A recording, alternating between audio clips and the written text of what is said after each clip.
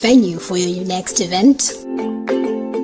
Welcome to Our Lady of Africa Conference Center, nestled alongside our guest house and delectable restaurant located in the capital city, Lilongwe. Whether it's a corporate meeting, a wedding reception, or a family gathering, we have the space and amenities to accommodate your needs.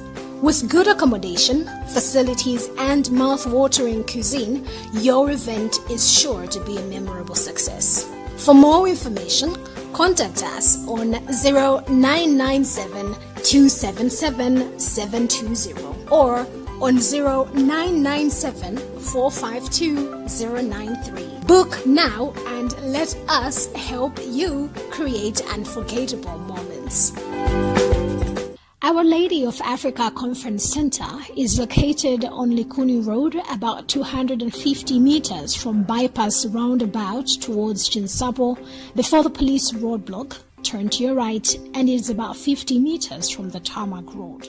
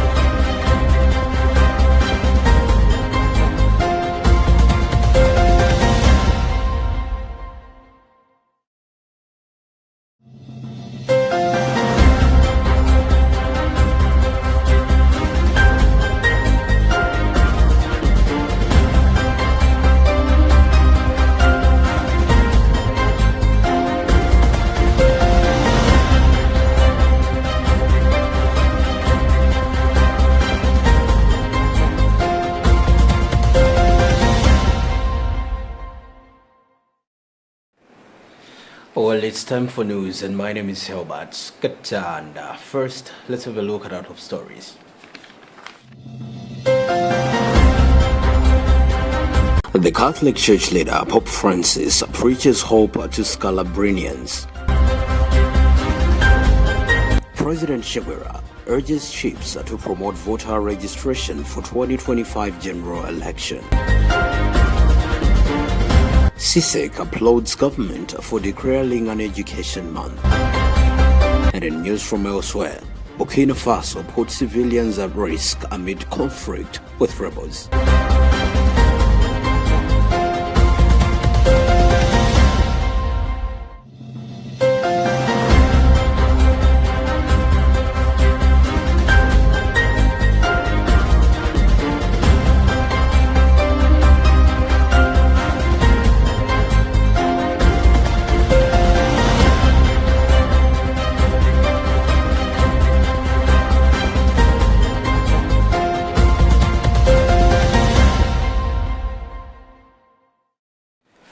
We have these and more other stories to stay tuned then.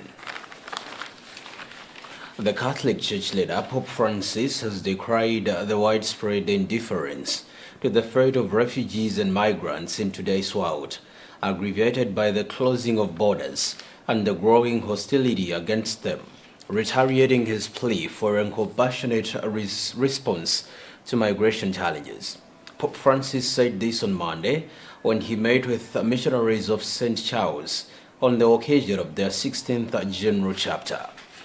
The congregation has chosen the 2025 Jubilee theme, Pilgrims of Hope, as its central theme in 2024. We have the Vatican News report. The Pope reflected on the virtue of hope in relation to three aspects of their ministry: migrants, pastoral care, and charity. He first highlighted how migrants teach the virtue of hope. The Holy Father said migrants leave their homes with the hope of finding a better life, often facing rejection and closed doors, but not giving in to despair. He therefore encouraged the Scalabrinians, whose founder, St. John Baptist Scalabrini, wanted them to be migrants among migrants, to learn from the migrants they serve, share in their journey, and grow in solidarity. Noting that the desire to migrate often reflects a deeper longing for salvation, Pope Francis remarked that despite its challenges, migration can be a precious school of faith. The Pope went on to underscore the need to offer adequate pastoral care to migrants because migration can be a moment of growth only if proper support is given. Pope then praised Calabrians for their unwavering commitment to migrants. He also noted that many recipient countries, including Italy, need migrants as they face declining birth rates and an aging population.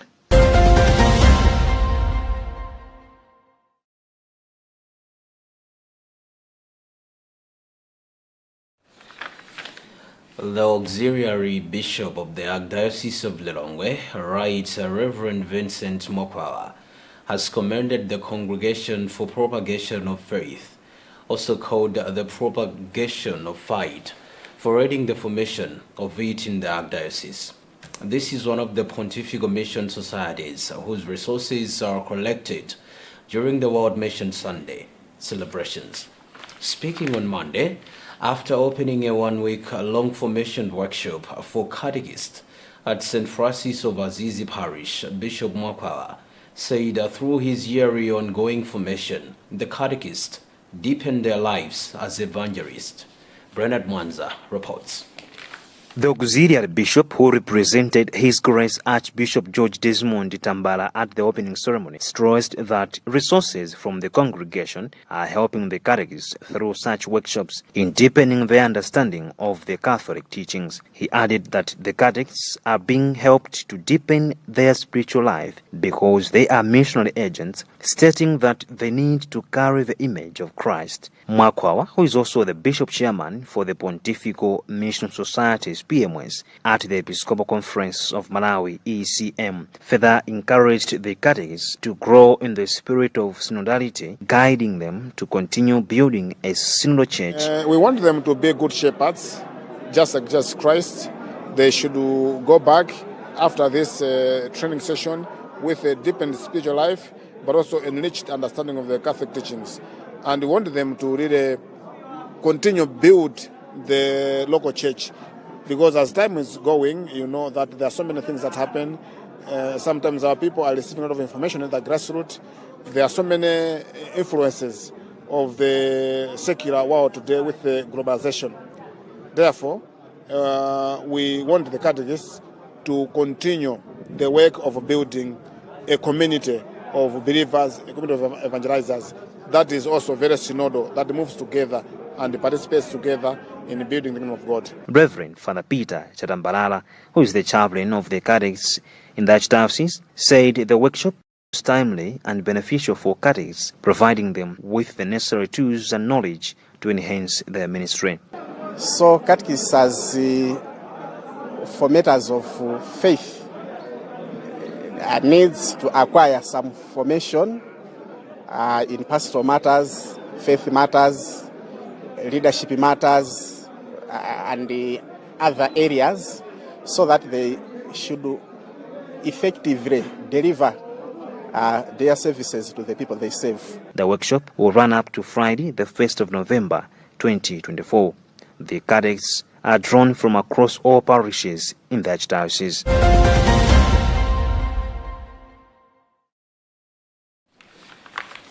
President Dr. Lazarus Chikwera has called on chiefs in the district to encourage their subjects to register for the 2025 general elections. He made the call on Tuesday at Lintipe Secondary School, where he interacted with over 700 chiefs during his tour to inspect development projects in the district. Chikwera emphasized that registration is crucial for voting in the upcoming elections. The president assured the chiefs that this government is working hard to uphold democratic principles for the benefit of all Malawians. Fales Chizombe reports. He highlighted his commitment to strengthen decentralization by increasing the Constituency Development Fund from 100 million kwacha to 200 million kwacha. Chikwera expressed his commitment to empowering chiefs in the development process by increasing the number of gazetted chiefs. He criticized the previous regime for reckless spending, which has hindered the country's progress. However, he assured the chiefs that his government is working to address the challenges, including natural disasters, by empowering farmers through AgCom and NEF. The president urged the chiefs to continue promoting peace and diversity among other subjects, celebrating the rich cultures of Ngoni, Chewa, and Yao.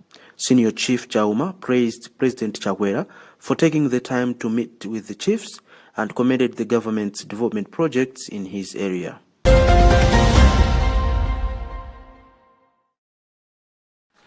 Roderick Kouani reading a report written by Fales Chizombe. The National Registration Bureau has announced that it will fully comply with the recent High Court ruling on registration matters.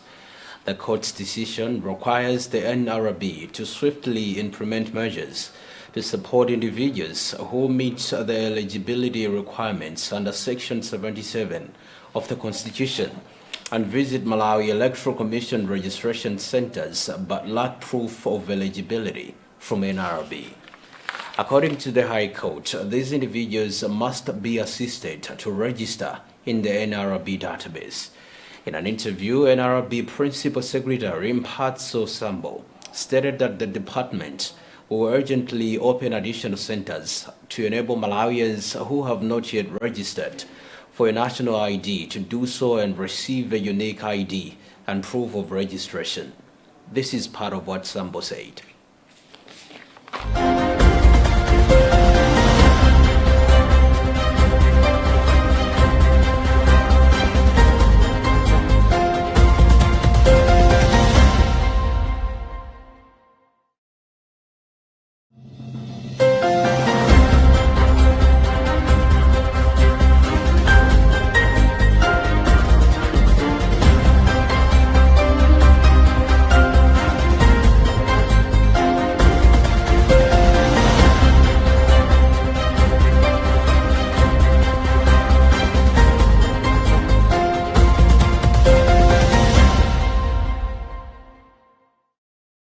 We apologize for failing to give you an interview of NRB Principal Secretary Peter Sambo. You're still watching news on Luntha television, and we'll be back shortly after the break.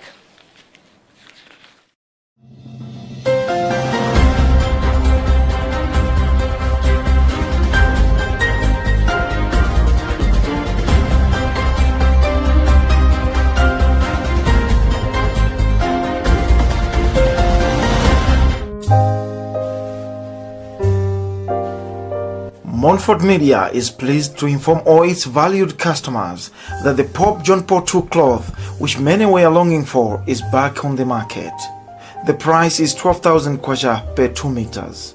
It is available in all our bookshops, that is in Balaka, Lilongwe, Dedza, Salima, Mangochi, Zomba, Chitakale, Chikwawa, Lunzu, Mwanza, Kasungu. Please hurry while stock still lasts. Montfort Media, a Christian media house that proclaims good news in order to promote hope, love, justice, peace, and solidarity.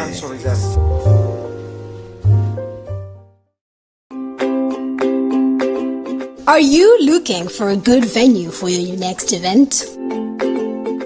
Welcome to Our Lady of Africa Conference Center, nestled alongside our guest house and delectable restaurant located in the capital city, Lilongwe. Whether it's a corporate meeting, a wedding reception, or a family gathering, we have the space and amenities to accommodate your needs.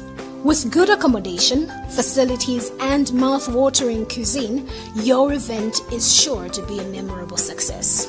For more information, contact us on 0997 277 720 or on 0997 452 093. Book now and let us help you create unforgettable moments. Our Lady of Africa Conference Center is located on Likuni Road, about 250 meters from Bypass Roundabout towards Chinsapo, before the police roadblock. Turn to your right, and it is about 50 meters from the tarmac road.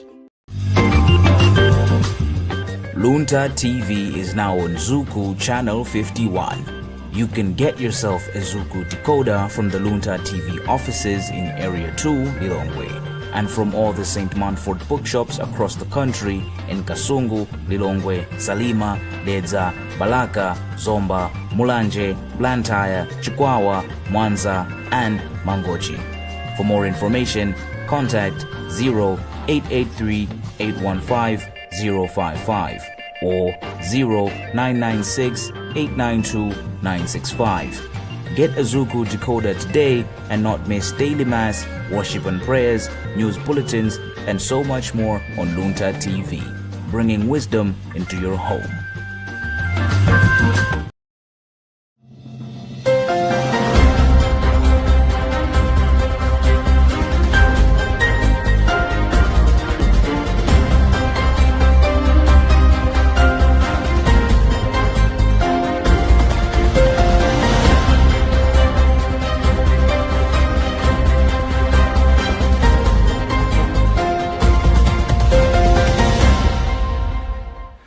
Welcome back.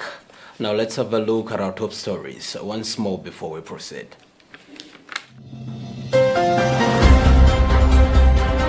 The Catholic Church leader, Pope Francis, preaches hope to Scalabrinians. President Shewera urges chiefs to promote voter registration for 2025 general election. CISEC applauds government for declaring an education month. And in news from elsewhere, Burkina Faso puts civilians at risk amid conflict with rebels.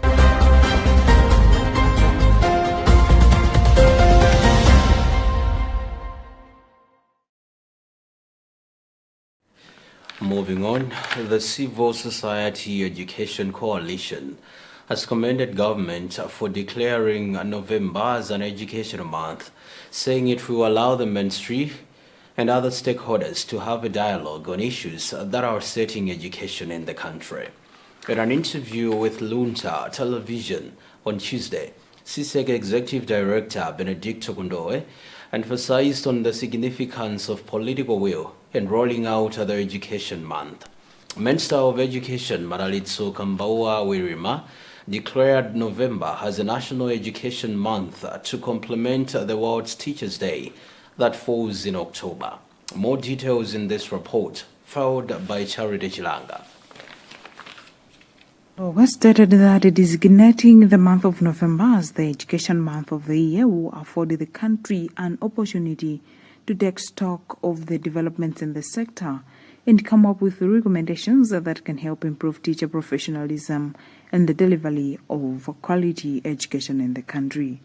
He said an open day in the month would do the country a great deal in terms of taking the day to the communities where direct stakeholders, including students and teachers, are brought together to display different positive initiatives that are taking place in the education sector and teacher development. Our view is that designating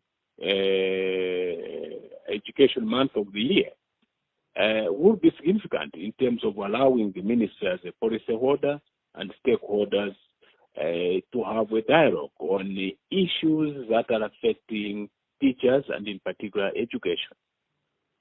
This would afford us an opportunity to take stock of the developments in the sector and come up with recommendations that may be worth a while in terms of improving teacher professionalism and the delivery of quality education in this country. The Ministry of Education declared November as a National Education Month with the aim of promoting education in the country and appreciated the valuable contributions and hard work that teachers make to societal developments. According to the ministry, this is in line with the aspirations of Malawi 2063 and the African Union Year of Education, with a focus to build an inclusive, resilient and innovative education system that drives national growth and development.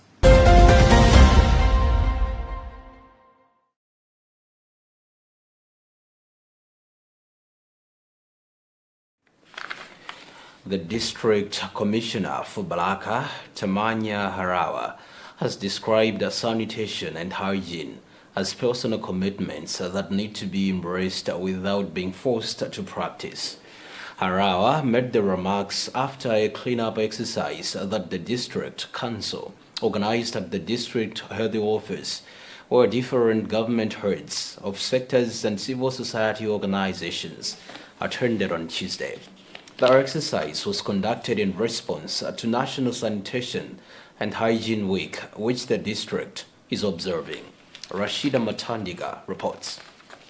The exercise was lowly patronized, with only government heads of sectors and a few civil society organizations led by the District Commissioner Tamanya Harawa in participation. The exercise was done at the Balaka District Hospital, where the DC said is the hotspot for sanitation and hygiene, especially as we approach the rainy season, where cholera usually threatens.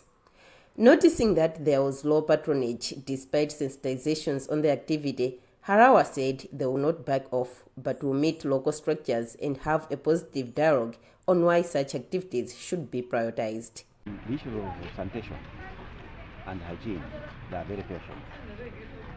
Hygiene is next to godliness. And if all of us can be cautious, can be careful, we would not be talking of organizing this day. If we know how to dispose litter, and we know how to take care of our bodies, and we all live, we manage to be clean, then we will not talk of a cleaning exercise as well as such a day. These days should be organized as an extreme situation, not necessarily that we are creating it and then the other people should be spending time and resources to actually do it. So my appeal is, let's learn. These are very basic things. Let's learn to dispose litter at the right position, at a very strategic place. Let's learn not to litter anyhow within the Balaka district. Let's learn to observe sanitation. I think that those will actually help to minimize cost as well as time actually to do what we like to do. The district commissioner says clean-up exercises will continue to be held in the district each month to create a clean and conducive environment for all. Rashida Matantika, Luntha TV, Balaka.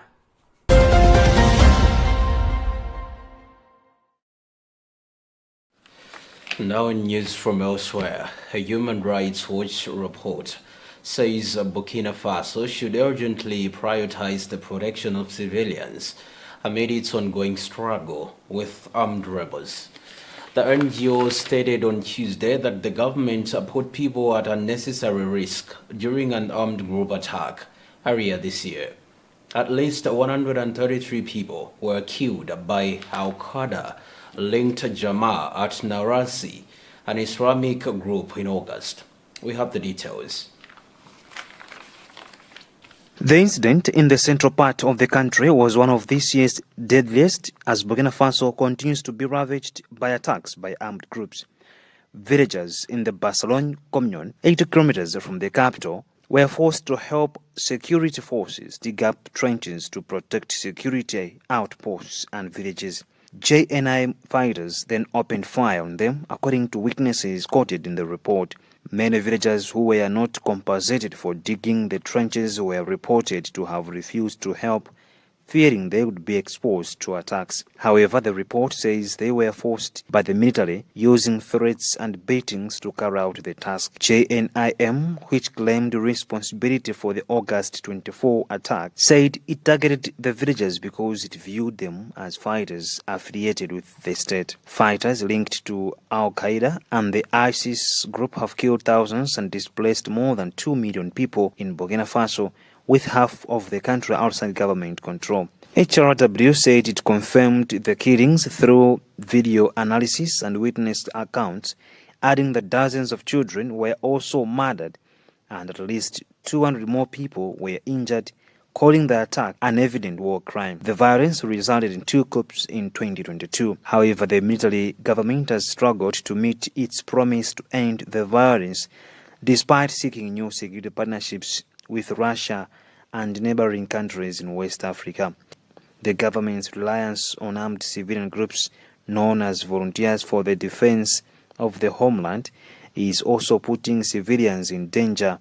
Ilaria Alegros, senior Sahel researcher at HRW, told the Associated Press news agency.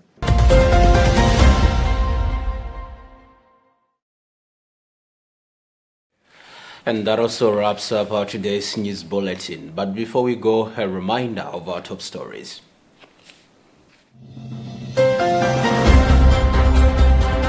The Catholic Church leader, Pope Francis, preaches hope to Scalabrinians. President Shewera urges chiefs to promote voter registration for 2025 general election. CISEC applauds government for declaring an education month. And in news from elsewhere, Burkina Faso put civilians at risk amid conflict with rebels.